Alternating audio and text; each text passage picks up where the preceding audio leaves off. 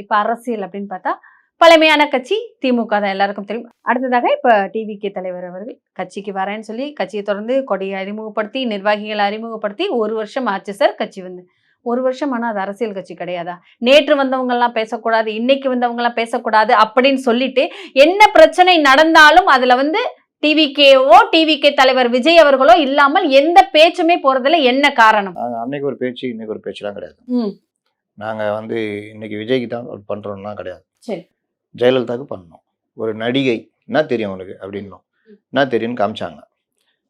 Malayali cinema நடிகர் எல்லாம் whistle அடிச்சாங்க கொஞ்சம் அப்படின்னு எம்ஜிஆருக்கு சொன்னாங்க. அந்த எம்ஜிஆர் 15-20 வருஷம் திமுகவில் ட்ராவல் பண்ணி எம்எல்ஏ 2 தடவை இருந்து 15 எம்எல்ஏக்களோட வெளியேறினார். சபாநாயகரே எம்ஜிஆர் கூட தான் வந்தார். அப்படிப்பட்ட எம்ஜிஆருடைய பேர் பாதி திமுகவில் இருந்தது. அவரே என்ன சொன்னாங்க, ஒன்றா தெரியும் பெரிய முட்டாளுங்க, ஒன்றுமே லாய்க்கு இல்லை, மலையாளி என்னப்பா அந்த திராவிடத்துக்குள்ள மலையாளிலாம் வராதா? அதெல்லாம் அப்போ யாரும் அந்த கேள்வியே கேட்கல. திராவிடத்தில் தமிழ் மட்டும் தான் இருப்பாங்களா சார்? தமிழ் இவங்க பேசுறவங்க அப்படிதான் சொல்றாங்க, திராவிட மாடல்ன்றாங்க. திராவிடன் என்ன அர்த்தம்னு கேட்குறாரு சீமானு. திராவிடன்றது ஒரு வார்த்தை குறியீடு. அது இப்போ அது தூக்கிட்டு உருட்டுறாங்கல்ல, பேர் வைக்கிறாங்க, எல்லாத்துக்கும் பேர் வைக்கிறது இல்லை. அந்த மாதிரி ஒரு ஹெல்மெட் போடுங்கன்னு போய் முதலமைச்சர் சொல்லின்னு கையை நீட்டி உறுதிமொழி இருப்பாரா? எந்த ஊரில் பார்த்துருக்கீங்களா? நான் கிரைம் ரிப்போர்ட்டராக இருக்க வரைக்கும் வருஷம் போலீஸில் இந்த டெப்டி கமிஷனர் ஹெல்மெட் கொடுக்க போகிறாரு, அங்கே உறுதிமொழியாக இருக்கிறாருன்னுவாங்க. எல்லாத்துக்கும் கொடுத்துட்டு உறுதிமொழியாக இருப்பாங்க. இது டெப்டி கமிஷனர் லெவலில் சாதாரணமாக பண்ண வேண்டியது.